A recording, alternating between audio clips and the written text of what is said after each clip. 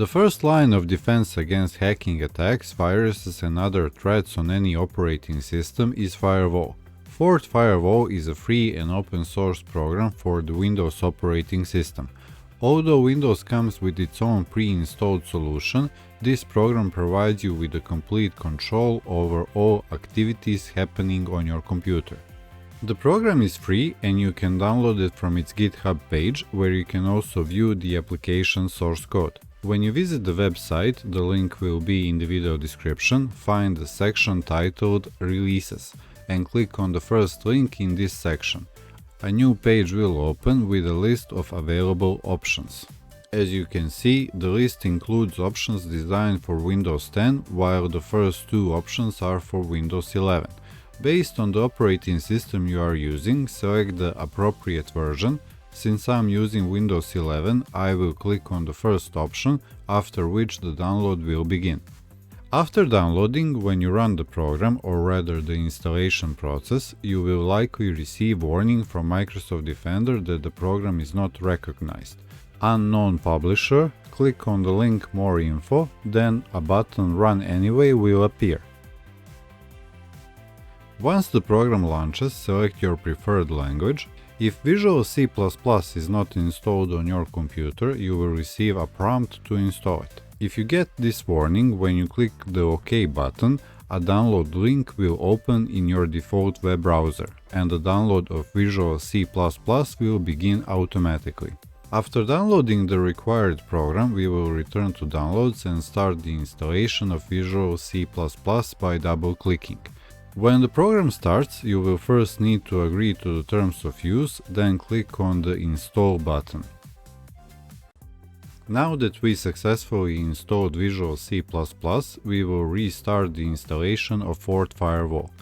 First, we will select the language, then we set the location where the program will be installed. If you want the program installed in a different location, click on the Browse button and choose the desired folder. When we click on the Next button, we will see the options we want to install. The first three options are checked by default: creating an icon on the desktop, integrating the program with Windows Explorer and Windows Services.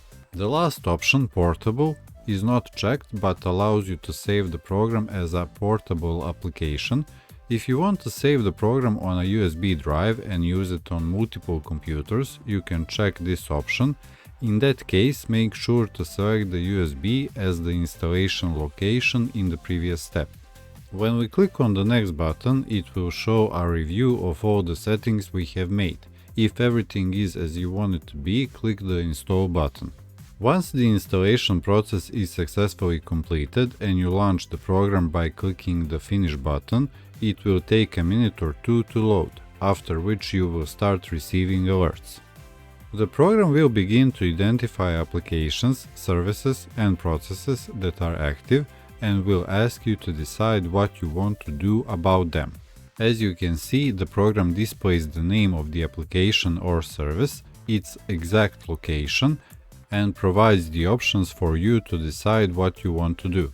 You can allow execution with Allow, block the program with Block, or completely terminate it with Kill Process. When it comes to these three options, it is important to note that the program will automatically choose one of them that is considered the best solution, depending on the nature of the program in question. Of course, you can choose to accept the recommendation or select a different available option. In addition to these three options, if you want to block a process, you have the option to block or terminate it for a specific time period. This period is set to 5 minutes by default, but if you click on the drop-down menu, you will see other options. If none of the provided options suits you, click on the first option, Custom, and then set the time period yourself. This is useful if you are unsure about what kind of program it is and want to investigate before deciding whether to allow or block that activity. If you temporarily block or terminate an application, when the specified time period expires, the program will give you the option again to choose whether you want to block or allow that application. What can be irritating for those who prefer automatization is that the program will repeat this process for each activity on your system. For all applications, services, and processes, you will need to provide approval or block them. However, the good news is that after you set rules for the main applications you use in this initial period, the program will only notify you of new activities for which the rules do not exist. When you launch the program, the main menu will display a list of all applications that have been detected up to that point. Here you can view the name of each application, whether it is blocked or allowed, and the group to which it belongs. The program allows you to create groups and define rules for each group, enabling you to customize applications based on their permission levels. Additionally, the exact location and the time when the application was added will be displayed. If you have blocked an application but later change your mind, you can easily reverse that decision. Just find the application on the list, click on it, and then select Allow from the top menu. Conversely, you can block an application that you have previously allowed in the same manner. You will find additional options by clicking on the Edit button, which will reveal a list of possibilities. If you want to set a rule for an application that is not on the list, click on the Add button, input the application path, name, and the rule you want to apply. You can adjust the program settings by clicking on the settings icon and then selecting options.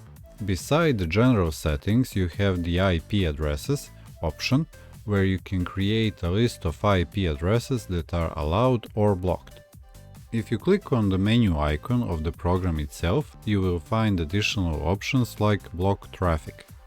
Clicking on this option will provide you with more ways to block traffic on your computer. By default, traffic is allowed, meaning the first option is selected, but you can change it to block internet traffic, connections established by local area network, or even all communication on your computer. This feature can be particularly useful if your computer is infected with a virus, as blocking traffic can prevent malicious software from establishing communication and sending your data to unauthorized parties. Of course, once you resolve any issues, you can re-enable traffic. Another option is filter mode, allowing you to determine how you want the program to act when it detects specific activity on your computer. The first option, Auto Learn, allows the program to learn based on your previous choices and make automatic decisions for some processes. While this option is the most convenient, I wouldn't recommend it, as it could lead to unauthorized blocking or allowing of activities. Additionally, the default option is blocked if not allowed, which will block all activities that you have not explicitly permitted. This is likely the best option. Another option, Allow if not blocked, permits activities unless they are explicitly blocked, while Ignore if not blocked or allowed disregards activities that have not been explicitly allowed or blocked. The program offers multiple options, so you can customize everything according to your needs and preferences. If you have any questions, suggestions, or ideas for future video content, feel free to leave them in the comments. Thanks to everyone who took the time to watch this video. I hope you find it useful or at least informative.